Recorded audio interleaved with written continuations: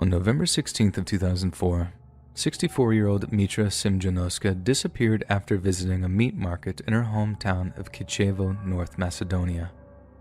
Just less than 2 months later, on January 12th of the following year, police found her dead body.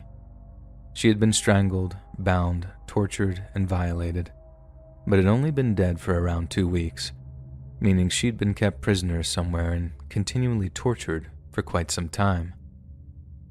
Almost 3 years later, in November of 2007, 56-year-old Yubica Lokoska disappeared while walking almost the exact same route as the murdered Mitra. She too was found early the following year, having received very similar treatment to Mitra. Then, in May of 2008, 65-year-old Zivana Temokoska received a call saying that her son had been hospitalized. She disappeared on her way to the hospital, and it was later revealed that her son was in picture-perfect health. Her body was found a few days later, and like the previous 2 victims, she had been bound with telephone cords before being tortured, violated, and strangled. Macedonian police were reportedly mystified by the murders, and there was a complete lack of corroborative forensic evidence at the scene, meaning the killer had no previous convictions, and the only connections between the 3 women was that they were all employed as cleaners for a collection of different temp agencies. Aside from that, there was no motive, no evidence, and no way of knowing who the killer might be. It most certainly made for an interesting case, and as word spread among the people of Kichevo that they had a potential serial killer in their midst, panic began to set in. The murders had also gained the interest of a 56-year-old journalist named Vlado Teneski, a veteran reporter who'd spent his career at 2 of Macedonia's most prestigious newspapers. Vlado began his own private investigation into the murders, detailing his work in a series of articles that were published in the likes of Nova Macedonia and Jutrinzik Vesnik.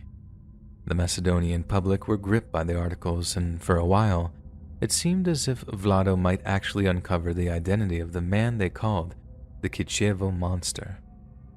To them, Vlado was a hero, with the articles turning him into a national sensation and reviving what had been a floundering career.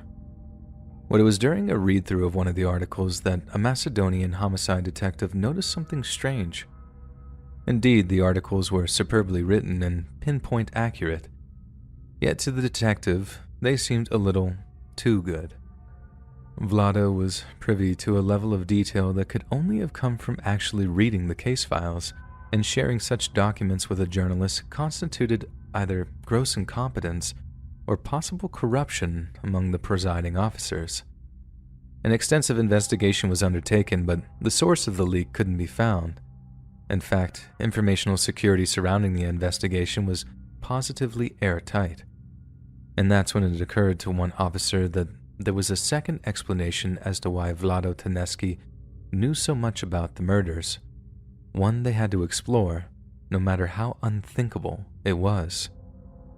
In June of 2008, Vlado received a visit from a pair of homicide detectives who wished to discuss his articles with him. He was only too happy to answer their questions, believing his work was actually helping them catch the killer. And in a way, that's exactly what happened, because when the police asked Vlado how he knew that the killer had used telephone cord to bind his victims, the journalist fell silent. It was explained to him that only the investigating detectives were aware of this piece of information, and unless he could point the finger at the collaborating officer, Vlado had some serious explaining to do. When he failed to account for where such knowledge had come from, the police asked him to provide a DNA sample for use in the ongoing investigation. They assured Vlado that it would be used to rule him out of the investigation, and that if he had nothing to hide, he had nothing to worry about. But Vlado did have something to hide, because when law enforcement compared Vlado's DNA to a sample taken from the victims' corpses, it came back a match. The police had finally discovered the identity of the Kichevo monster, and it was Vlado Teneski himself. Following Vlado's arrest, the police built up a picture of a man whose sharp decline had driven him to violent insanity. In the 18 months before the first murder took place, Vlado's father had taken his own life. His mother accidentally overdosed on prescription medication, and he was laid off from his job. On top of that, he and his wife apparently separated when she moved to the Macedonian capital of Skopje. Police then moved to search the Tedeschi family's holiday home, a cottage in the countryside they often summered at. It was there the police uncovered a huge cache of adult material, ropes and cords which they used to tie the victims, and items belonging to the woman Vlado had killed. Yet in a bizarre twist, police also discovered that Vlado's mother had been employed as a cleaner for most of her adult life, the same profession shared by his victims. This made for an extremely chilling addendum to the investigation, opening up the possibility that Vlado had suffered a complete mental break and had targeted the women because they resembled or even smelled like his mother. This also suggested that he'd had a fraught relationship with her, something his wife and friends said they were almost totally unaware of. Macedonian police were also planning on questioning Vlado regarding the disappearance of 73-year-old retired cleaner Gorica Pavleski, which had occurred in May of 2003. But following his transfer to Tetovo prison, Vlado was found dead in his prison cell on June 23rd. He had apparently drowned himself in a plastic bucket of water, his only means of taking his own life. It was an anticlimactic end to a story that had rocked Macedonian society. The idea that a man was so desperate for the respect and admiration of his peers that he would literally kill for it, and that somehow, in the course of his violent campaign of murder and deception, he ended up targeting women that reminded him of his own mother.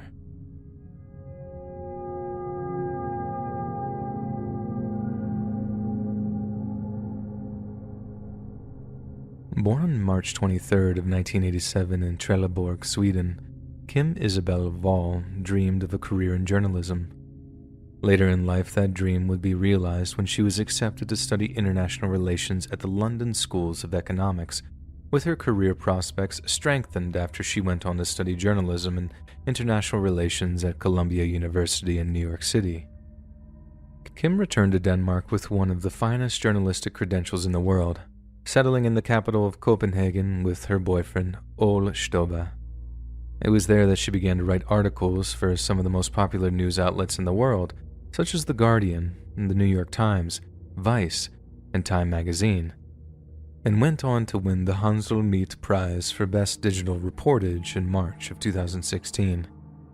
She was a woman destined to reach the very top of the journalistic career ladder.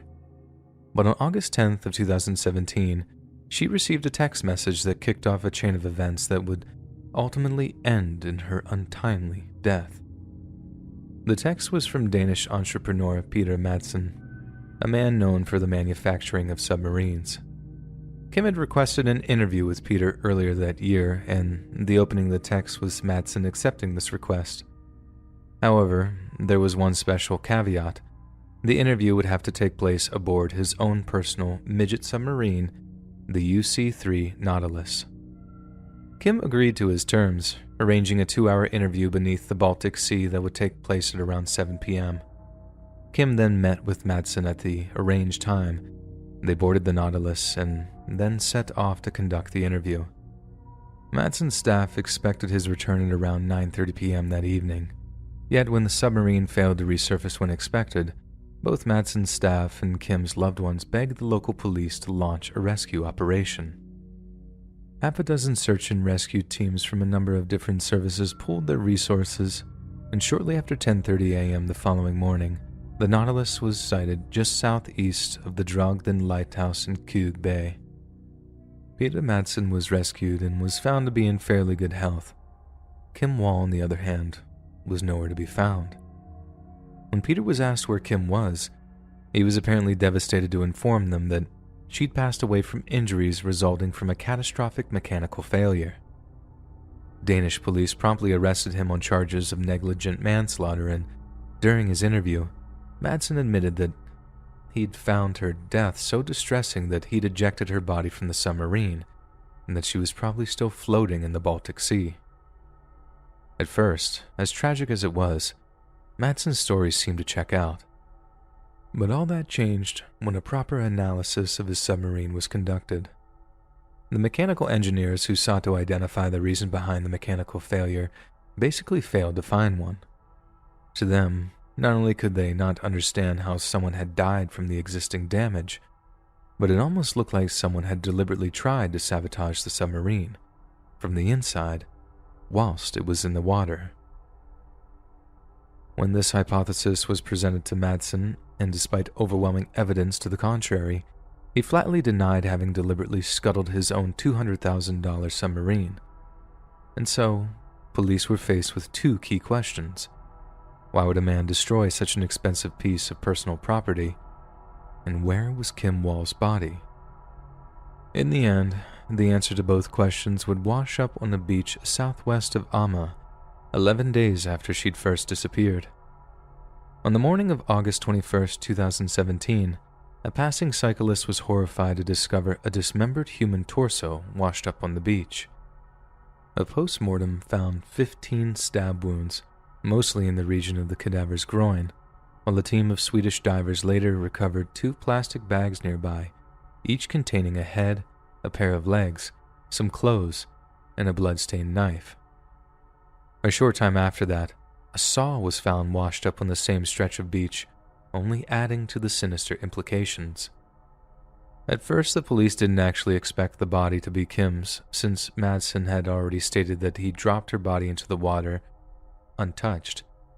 But he'd completely failed to mention that he'd taken the time to dismember her before tossing the pieces into the sea. At a September 5th court hearing, Madsen asserted that Kim had died after being struck on the head by a faulty hatch cover, and that the whole thing was simply a horrible accident. Yet Madsen was unaware that the Danish police had not only seized and assessed his personal computer, but they'd also been in touch with several former girlfriends, some of whom had incriminating testimonies to share with the court. Police stated that, while perusing the files and folders of Madsen's hard drive, they had found a number of disturbingly graphic snuff films, some of which included death by decapitation. His former lovers then testified that Madsen was extremely violent in the bedroom, and they had personally witnessed him gaining gratification from watching execution videos. But without a doubt, the worst piece of evidence presented was the fact that Kim Wall's underwear, the same she had been wearing the night she died, was found secretly among Madsen's possession. Madsen had absolutely no explanation for why this was the case, and the case became destined to go to trial. Despite Madsen's claims that Kim had died as a result of massive brain trauma, the post-mortem performed on her severed head found no evidence of damage from a blunt object. Madsen then changed his story, admitting to having dismembered her, but only after she died as the result of a horrible accident. He went on to claim that she could have been poisoned by a poisonous gas leak, but again, the post-mortem found no traces of exhaust gases in her lungs. In early 2018, Madsen was officially charged with several offenses, including murder, indecent handling of a corpse, and assault. It was also implied that Madsen had extensively tortured Kim before he delivered the finishing blow, and there was a great deal of evidence to support this claim. So much so that on April 25th, Peter Madsen was convicted of all 3 charges and sentenced to life imprisonment. Peter maintained his innocence until September of 2020, when a documentary was released in which he fully admitted to having murdered Kim Wall. But less than a month later, Madsen briefly escaped from prison by threatening a prison psychologist with a fake pistol and bomb belt.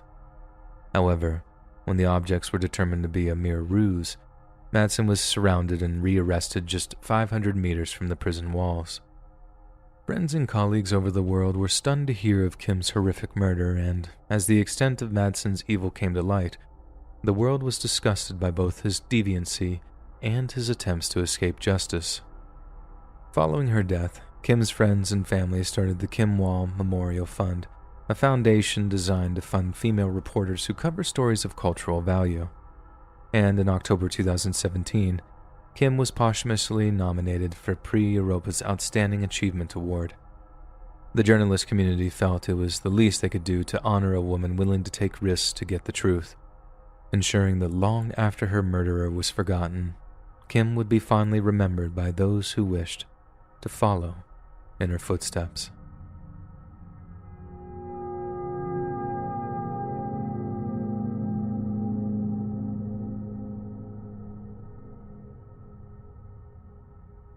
Born in Portuguese Angola on October 5th of 1945, a young Carlos Antonio Castro has a passion for poetry, and his love of written word evolved into a playful but intense interest in journalism.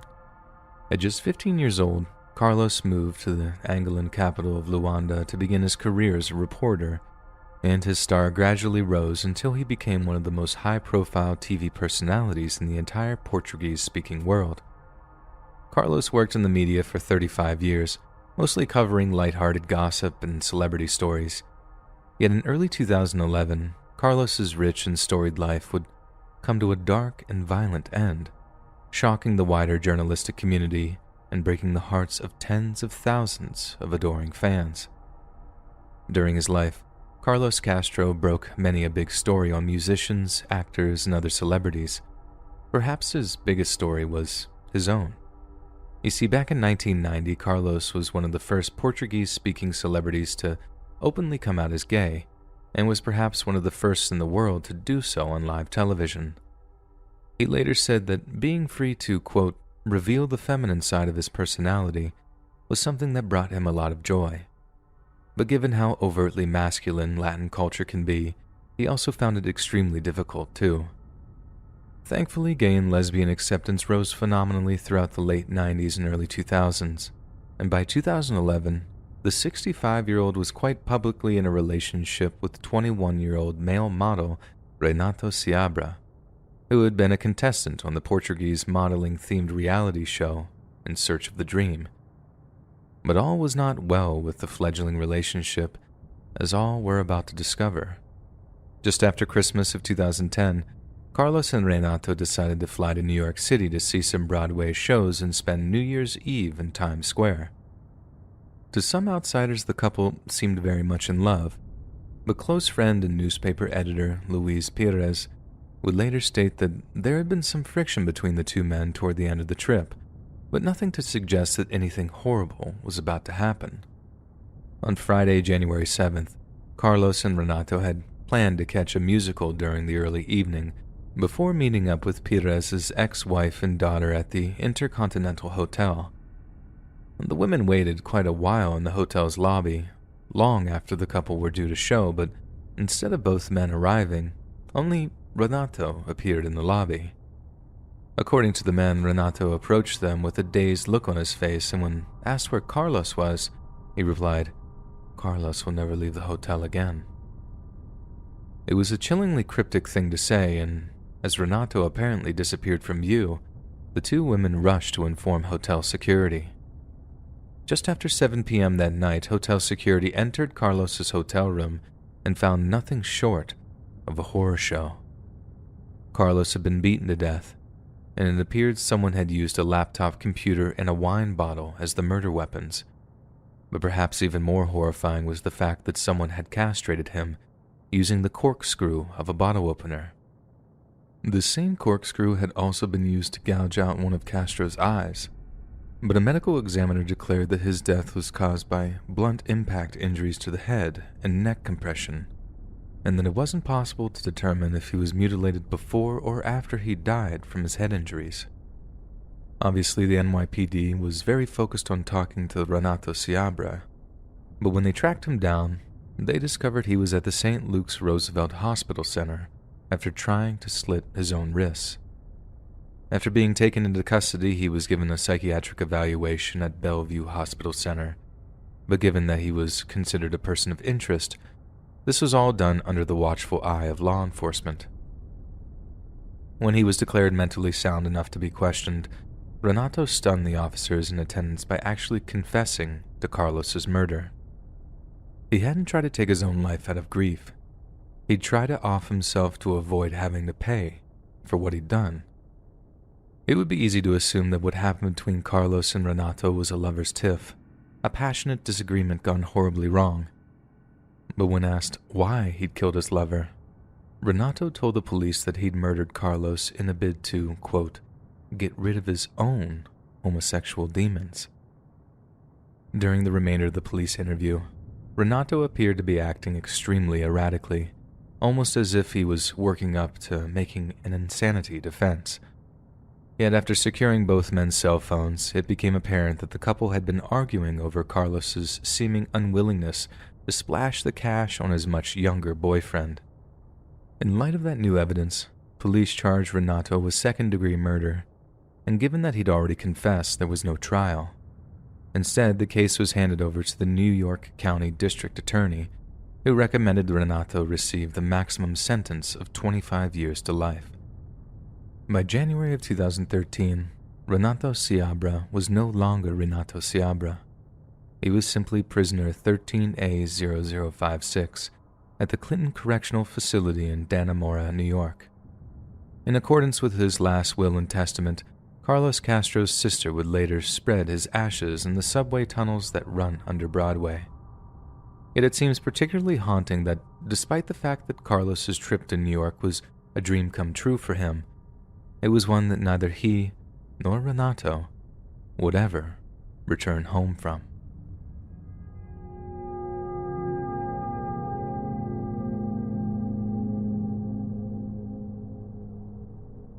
Born on October 5th of 1948 at Walter Reed Hospital in Washington, D.C., John Clay Walker would grow up to enlist in the United States Marine Corps and was honorably discharged after being wounded twice in Vietnam, a sacrifice which resulted in him being awarded 2 Purple Hearts. John then took advantage of the GI Bill, earning a bachelor's degree in journalism from the University of Minnesota in 1976. Following his graduation, John spent most of the 70s and 80s working as a reporter and photographer for a variety of small newspapers in Minnesota and Iowa. But then, in 1983, John and his family moved down to Mexico so that John could pursue a career as a full-time novelist. John had fallen in love with Mexican music, culture, and food, and on the night of January 30th, 1985, John decided to take a friend of his out to dinner in downtown Guadalajara. The two men had enjoyed their fair share of tequila and heard the sound of lively music playing from one particularly inviting-looking venue. John and his friend Albert Radalat wandered in the building and began to search for the source of the music, but upon stumbling into a large private party in a back room of the building, they found the welcome to be anything but warm. You see, John and Albert hadn't walked into any old shindig. They walked into the private party of one Rafael Quero Quintero. At the time of the party, Rafael Quintero was one of the richest and most dangerous narco-traffickers in the entire world. He co-founded the Guadalajara cartel and was the brother of Miguel Quero Quintero, founder and former leader of the Sonora cartel. Quintero was also a suspect in the kidnapping and murder of DEA agent Enrique Kiki Camarena, who had been murdered as revenge for authorities seizing around $160 million in marijuana from Quintero's cartel. John Clay Walker and his student dentist companion had stumbled into Quintero at a time when he was at the height of his law enforcement paranoia. Their entry was like a record-scratch moment, as all in attendance turned to look at them, some looking terrifying, others looking furious. Both men tried to excuse themselves, but it was too late. Quintero's paranoia couldn't allow him to let them go. John and Albert were dragged into a storeroom at the party's venue, where they were beaten, questioned, then tortured with a variety of kitchen utensils, including an ice pick and a barbecue fork. Neither man confessed to being a DEA agent, but in the minds of their interrogators, John's Marine Corps dog tags was enough to mark him as an agent of the U.S. The cartel members then attempted to kill both men using blunt force trauma. In John's case, they were successful, but in Albert's, they were not, and he was still alive when the men were wrapped in tablecloths and taken to the San Isidro Mazatepec Park, where it was believed that he was buried alive. Just a few months later, Quintero was arrested in a mansion in Costa Rica, then extradited to Mexico in connection with the murder of Kiki Camarena. A jury of his peers found him guilty, and he was sentenced to 40 years in prison. Following his imprisonment, Quintero's Guadalajara cartel fell apart in the early 1990s, and its remaining leaders went on to establish their own drug trafficking organizations, including the Sinaloa cartel, which fell under the control of the infamous Joaquin El Chapo Guzman. 6 months later, and following the information gained from Quintero's arrest, the bodies of both Albert Radalat and John Clay Walker were recovered from the shallow grave out near San Isidro. It's not clear where Albert was interred, but John was buried at Fort Snelling National Cemetery in Minneapolis, Minnesota, in accordance with what his loved ones believed he'd have wanted.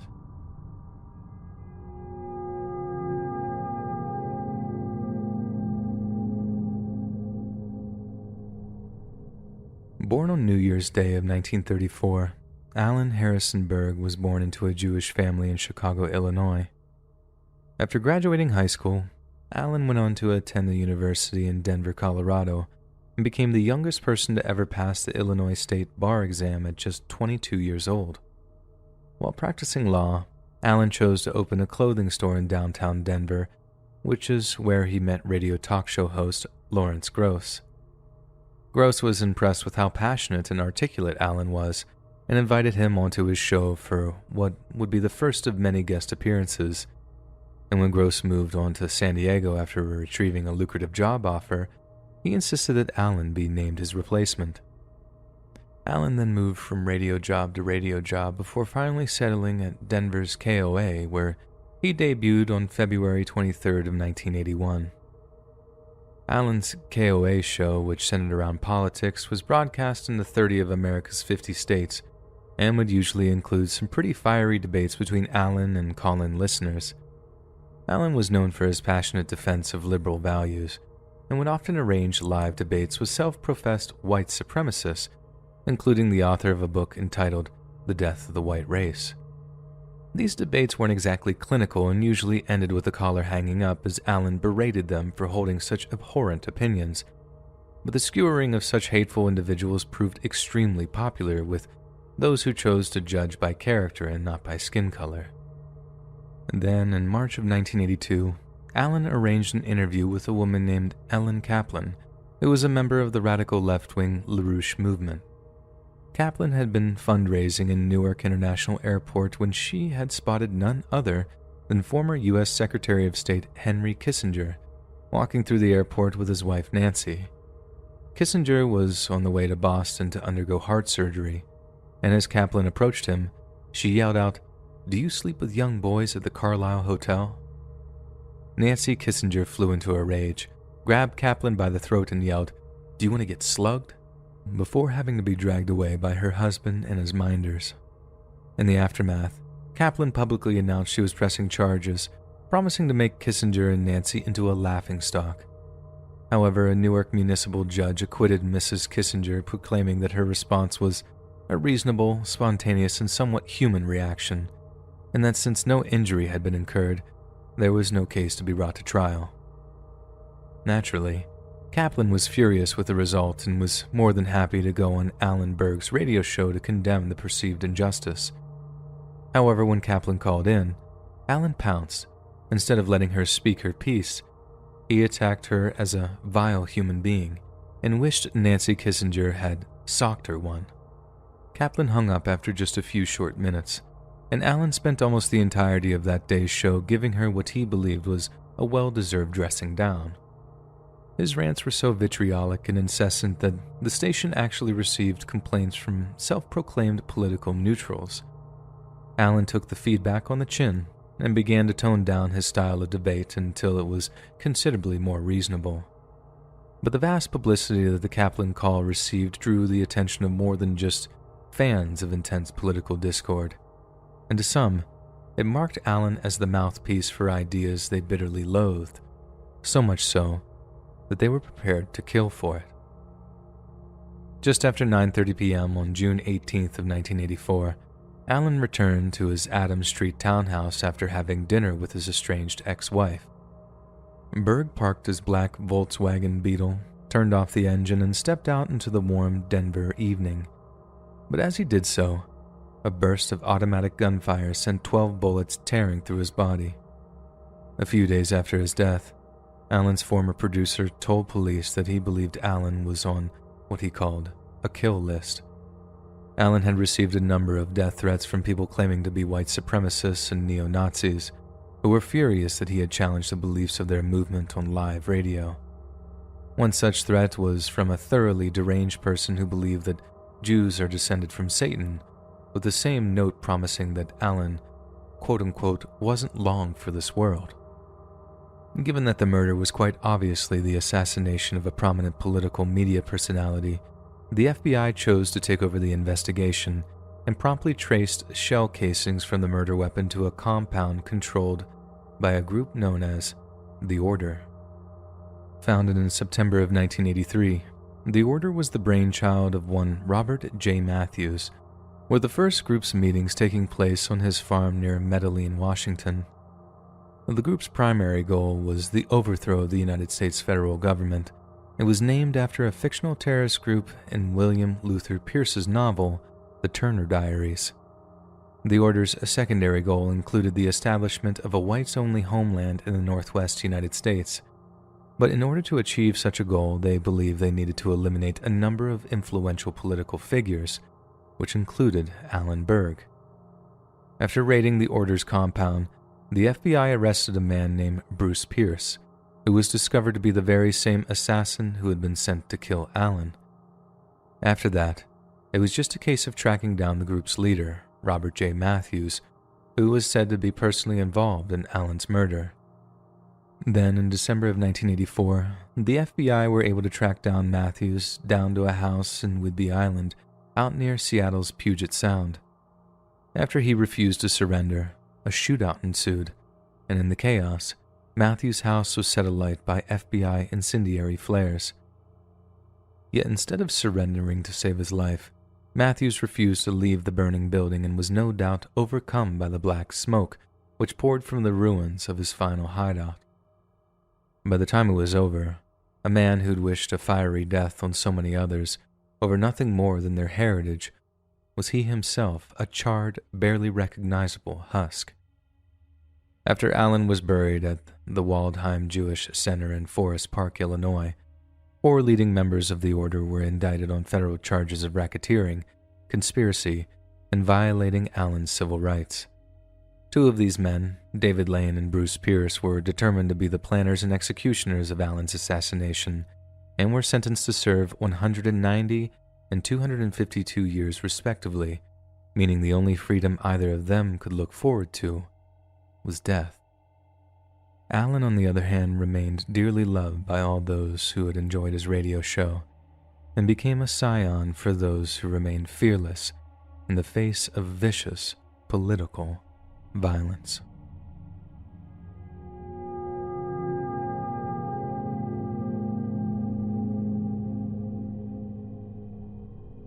"51-year-old former police officer Wallace Souza was one of Brazil's most well-known public figures. Having been born in Manaus, Amazonas State on August 12th of 1958, he would grow up to earn degrees at both the São Luís Gonzaga College of Business and the Basilio Machado State College. Souza also attended the Center for Study of Human Behavior in University Newton Lins and enlisted as a police officer following his graduation in 1979. Wallace was fond of claiming that he had been an exemplary police officer, yet, in truth, he'd actually been fired less than 10 years into his service after being convicted of pension fraud and petrol theft. Yet this misbehavior didn't seem to bother the Brazilian electorate, as Wallace was later elected member of the Legislative Assembly of Amazonas State and had run for office after a stint presenting the highly popular but highly controversial TV show Cano Livre. Cano Livre detailed the murders of various criminal figures, and in a country with a murder rate as high as Brazil's, this provided rich pickings for Wallace and his mobile camera crew. The show became the most popular TV program in all of Manaus City, which also happened to be the location of Wallace's birth. They were extremely proud of their native son, who was essentially a mouthpiece for law and order politics and a tougher approach on crime. At first, Wallace was a superb reporter, and supposedly his status as a former police officer allowed him access to information that other journalists could only dream of. But Wallace seemed to have a little too much access to information and had a habit of arriving on crime scenes even before the police had. For example, one segment of Canal Livre features Wallace walking through a forest to examine a burning corpse. At one point, he turned to the camera and tells the viewers, "It smells like a barbecue. It is a man. It has the smell of burning meat. The impression is that it is in the early hours and that it's an execution." Certain police officers found this very suspicious, as the circumstances of the burned man's death still hadn't been confirmed. Then, in 2009, Brazil was stunned when their beloved Wallace Souza was accused of hiring hitmen to kill 5 people to increase his show's ratings. It was a shocking accusation, and many simply refused to believe that such an arbiter of justice could himself be facilitating murder. Naturally, Wallace denied the accusations, but backed away from publicity after another former police officer, Monsieur Jorge da Costa, actually admitted to having carried out one of the killings. Then, in another stunning revelation, Wallace's own son was arrested on charges of homicide, drug trafficking, and illegal gun possession, with the police asserting that he too had been part of the conspiracy to artificially boost his father's TV ratings. In October of that same year, a vast amount of incriminating evidence was found in Wallace's home, and he was eventually charged with murder, drug trafficking, intimidation of witnesses, illegal carrying of arms, and formation of a criminal gang. Yet after a warrant for his arrest had been issued, Wallace went on the run, with a team of over 60 civil and federal police being tasked with his return. Although he gave himself up just a few days into his escape attempt, Wallace continued to insist on his innocence, perhaps knowing that he'd surely be murdered in a Brazilian prison, which are known to be some of the most dangerous and overcrowded in the world. Wallace's brother, Vice Mayor Carlos Souza, begged the authorities that if Wallace was sent to prison, he would have his own cell sequestered from his fellow inmates. During his trial, many of Wallace's former colleagues were implicated in the murders, and even the former producer of Canal Livre was arrested on suspicion of having a hand in the conspiracy. More evidence was heard that Wallace had authorized witness intimidation, and that those who could identify him as the ringleader of the conspiracy had been accosted, cajoled, and even assaulted. This was done on a partially volunteer basis too, as Wallace publicly stated that the reason he was being, as he put it, framed was because he had uncovered a large-scale child trafficking ring that had financial backing from some of the country's most prominent public figures. Therefore, Wallace actually coerced his supporters into committing the crimes for him, and this would only become evidence used to convict him of the formation of a criminal gang charge. The stress of facing life imprisonment, cooped up with people who'd do almost anything to see him dead, proved far too much for Wallace Souza, and in March of 2010, serious heart problems saw him interred in a specialist heart hospital in the city of Sao Paulo. Doctors did everything they could for Wallace, but he simply could not cope with the horror he was faced with, and died of a heart attack just a few months after entering the hospital. It was a pathetic end to a man who had profited from an untold number of murders and deaths, some of which he had orchestrated himself, and a man who had long proclaimed to be a staunch supporter of peace and justice would, in death, only be remembered as a thief and a murderer.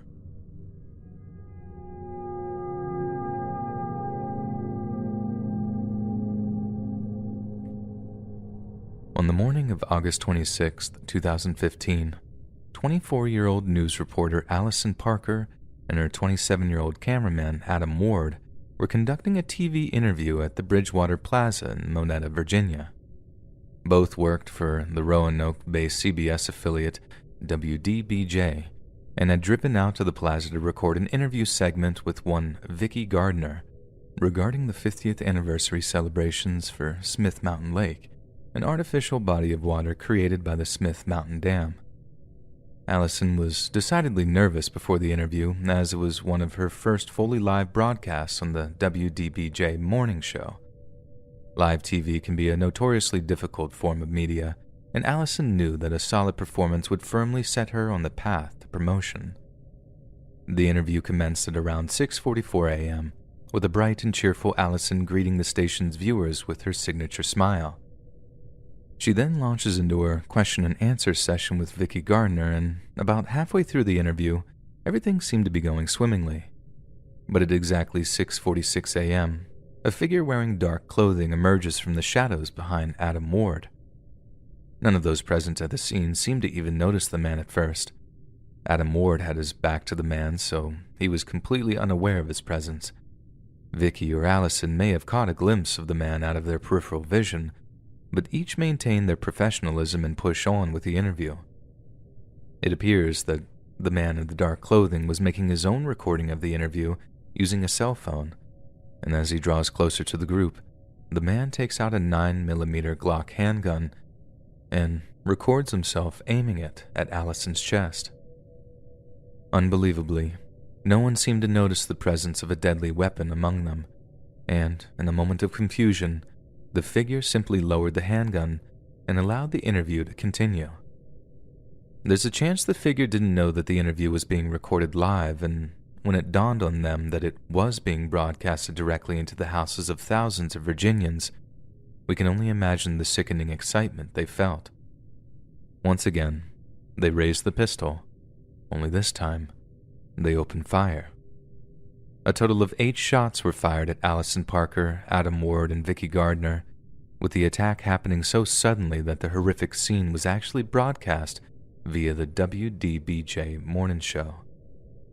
The last thing viewers saw before the live feed cut was the sight of Adam Ward's camera falling to the ground before briefly capturing an image of its operator's murderer. When the live broadcast was cut, the feed switched back to WDBJ's studio, where news anchor Kimberly McBroom stated that she wasn't sure what just happened. Kimberly went on to state that the loud popping sounds that came from the feed could have been due to a car backfiring, but that was either wishful thinking or damage control on her part, because as the morning show continued, Allison and Adam lay dying at the scene of what had undoubtedly been a shooting. Paramedics rushed to the scene but were unable to revive either Adam or Allison. Vicki Gardner was also wounded in the attack, but surgeons at the Caroline Roanoke Memorial Hospital managed to save her life. However, it was clear she was not the intended target of the attack. Gardner's wound appeared to be purely accidental, whereas both Allison and Adam died of execution-style shots to the head, where their attackers sought to immobilize them with torso shots before delivering the finishing blow. Local law enforcement rushed into action, reviewing the footage from Adam's camera when it was shared by WDBJ. When the image of the gunman flashed on screen, the police asked the station's general manager if he recognized the man. The manager simply replied with a horrified, "Yes." To him, the figure looked an awful lot like one of WDBJ's former employees, a man named Vester Flanagan. Vester Lee Flanagan, professionally known as Bryce Williams, was born into a family of Jehovah's Witnesses on October 8th of 1973 in Oakland, California. He went on to attend San Francisco State University, graduating in 1995 with a degree in radio and television. Then, between March of 1999 and March of 2000, while Vester was working as a reporter for the Florida-based WTWC-TV, he began to exhibit some rather concerning behavior. At one point, when 2 of his coworkers pointed out errors in his reporting, Vester complained to news director Don Schaefer that he was being victimized due to his orientation. However, the 2 coworkers then filed a countercomplaint, claiming that Vester had exploded into a rage after they'd offered him constructive criticism. On top of that, several of the station's cameramen were said to routinely try to get out of working with Vester, with one describing his behavior as diva-like. As a result of such antisocial behavior, Vester was let go of from the Florida news station, but he quickly filed a civil lawsuit against his former employer. But instead of reiterating that he had been discriminated against, He instead claimed his firing was down to racial discrimination, owing to the fact that he was African American. The lawsuit was actually settled in January of 2001, with WTWC's news operations ceasing shortly afterward, so there may well have been some actual weight to Vester's accusations. But what we know for certain is that in April of 2012, Vester was hired at Virginia's WDBJ, where he began working with Allison Parker and Adam Ward. The station's management had decided that Vester's impressive resume made him the perfect fit for the station and was totally unaware of any past controversies. However, they quickly noticed that Vester was argumentative and confrontational with his coworkers. Within just 3 months of him starting to work at WDBJ, Vester was the subject of 3 separate complaints, with coworkers stating that they were feeling threatened or uncomfortable while working with him. By February of 2013, Vester's luck had run out, and WDBJ fired him on the 1st of the month, citing volatile behavior. One former coworker stated that upon discovering that he was fired, Vester began lashing out at the other newsroom staffers so violently that the cops had to be called. The station's CCTV cameras depict one instance in which Vester picks up a small wooden cross from someone's desk before flinging it at the station's manager while screaming, "You need this." His former coworkers were so frightened of some kind of reprisal that the TV station actually paid for private security to protect them, while insisting that law enforcement be contacted if Vester showed up at their studios. In the aftermath of his dismissal, much like the one in Florida, Vester filed a complaint with the Equal Employment Opportunity Commission, which named Allison Parker as one of the main actors in an ongoing case of racial discrimination. However, after an intensive investigation, the EEOC decided that the complaint was totally invalid and that none of Vester's evidence or statements could be corroborated. Following this decision, we know Vester wrote a draft of a note saying that he was going to take his own life. One asserted that he'd been so filled with rage after the incident that he'd killed both of his pet cats. Between the time that he was let go and the time of the shooting, Vester seemed to be completely unable to let go of his vengeful feeling. He continued to claim discrimination on his Facebook and Twitter accounts, repeatedly asserting that Allison Parker had made a coded racial comment to him during his employment. This all seems to have just bubbled up inside of him before the hateful sentiment erupted on live TV of August 25th of 2015. He also made sure that the police didn't have to arrest him to secure a confession because at exactly 8:26 a.m., ABC News received a 23-page fax from Vester, one which was titled, "Note for Friends and Family." The note articulated Vester's anger over what he perceived to be racial discrimination and harassment in his workplace. He also referenced Dylan Roof and the Charleston church shooting that occurred 2 months prior, saying it was a tipping point in his steadily building anger. Vester went on to describe himself as a human powder keg just waiting to go boom, and was said to have professed admiration for mass murderers such as Eric Harris and Dylan Klebold, who perpetrated the 1999 Columbine High School massacre, and Cho Sung-hui, the perpetrator of the 2007 Virginia Tech shooting. Law enforcement found these final references to be extremely chilling, as it suggested that Vester planned to kill again. Yet they were also faced with the almost impossible task of tracking him down when he was no doubt on the move. Yet Vester would give them a golden opportunity to do so when he called into WDBJ shortly after 10 a.m. to repeat some of the points in his fax. Although Vester abandoned his Ford Mustang at the Roanoke-Blacksburg Regional Airport, the authorities' ability to track his cell phone negated any benefit of switching to a rented Chevrolet Sonic. An automated license plate reader in a Virginia State Trooper's car identified the rented Sonic at 11:20 a.m., but when the trooper attempted to initiate a traffic stop, Vester put pedal to the metal and tried to flee. The state trooper's vehicle was joined by several others, but the pursuit was short-lived. Vester ran his car off the road and struck an embankment near Markham after less than 2 miles of trying to outrun the cops. State troopers surrounded the vehicle, but before they could advance to make an arrest, a single shot rang out from the front seats. Vester had used the same Glock 19 that he had used to take Adam and Allison's lives, to take his own.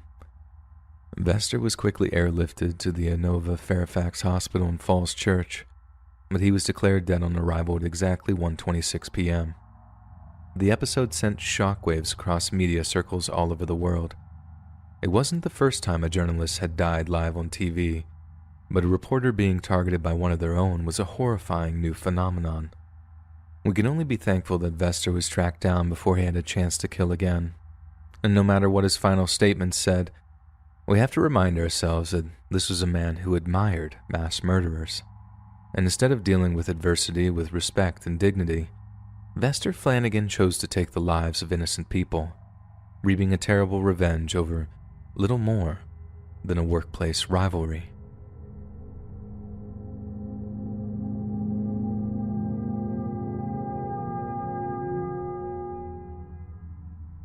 In May of 2015, 67-year-old Ivani Jose Metzger traveled to the state of Minas Gerais in his native Brazil. Ivani worked as an investigative journalist for most of his life and ran a well-known blog known as Owl of the Valley. The name was supposed to invoke the image of a fearless and watchful sentinel, and unlike many of his journalistic peers, Ivani wasn't afraid to report on the wrongdoings of the powerful. Ivani reported on all kinds of government mischief, from shady roadblock arrests to simple parking violations committed by government officials. He made many a political enemy in his time, but Ivani seemed to have been in no real danger until he began to investigate an extremely sinister new case. Ivani had long been aware of the drug trafficking which occurred in the Jequitinhonha Valley region of Minas Gerais. But in early 2015, he learned of another, much more subtle illicit trade that took place in the area, one that was even more harmful and dangerous than the narcotics trade, human trafficking, and particularly the trafficking and exploitation of children. Half the reason the phenomenon had gone unreported for so long was that journalists were said to be terrified of working in the region, as the concepts of law and order were only loosely applied in rural Minas Gerais. And those shedding light on the things that others wanted kept secret could expect serious intimidation. Even the politicians tried their best to slow Ivani down, but their methods of retaliation had to stay somewhat above board. However, those who trafficked in misery and death had no qualms about using violence to silence their critics, and after Ivani disappeared shortly after opening his investigation, many of his colleagues feared the worst. Several days after his disappearance, police in the town of Padre Paraíso received a call from an anonymous tipster who told them where Ivani could be found. It seems to have been implied that Ivani was okay, and they had merely been kidnapped and slapped around by those who wanted him to cease his investigations into their illegal enterprises. Yet when the police tracked down the location they'd been given by the anonymous tip, they found a truly horrifying scene. Ivani had been beheaded while he was tied to a tree, his wrists secured by chicken wire that had been pulled so tight that it cut into his skin. There was evidence that he had been tortured extensively, with numerous bruises, abrasions, and burns all over his body. His severed head had been placed on the ground in front of his body, and although it was teeming with insects and fly larvae, it was quite obvious that he had been scalped too. News of Ivani's murder rocked the Brazilian journalist community, but it was nothing new. 14 Brazilian journalists had been murdered since the beginning of 2011, and many had a good idea of why their colleague had been targeted. Given the barbarity of his murder, I think he had hit on something that was supposed to be kept secret, said Ivani's wife and fellow journalist Ilma Chavez Silva Borges, who was obviously grief-stricken but unreservedly defiant in the aftermath of her husband's murder, and it's easy to understand why. Ivani died doing something incredibly noble, attempting to protect innocent children from those who would seek to exploit them. But what's particularly terrifying about this case is the raw power that such exploiters seem to wield. Human traffickers were able to kidnap, torture, and murder a high-profile journalist, all while completely avoiding the detection of the local police. Local police have even suggested that Ivani's murder may well have been a crime of passion, quote-unquote, and arose out of nothing more than a lover's quarrel or a disagreement among friends. I think that's strong evidence to suggest that the local police are on the trafficker's payroll, as I haven't heard of many lovers' tiffs that resulted in extended torture, beheading, and mutilation. The fact that even suggests that is highly disturbing, as it's quite obvious that it was Ivani's criminal investigations that resulted in his death, all in a place where the police are not only indifferent to the suffering of the innocent, but also actively participating in their oppression.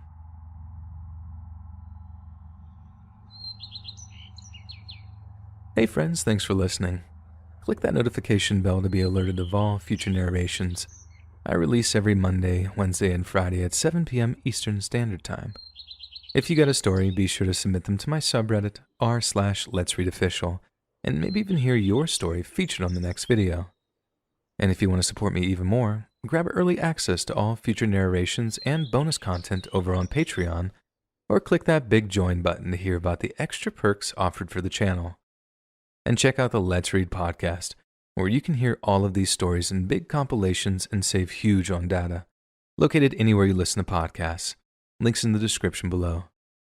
Thanks so much, friends.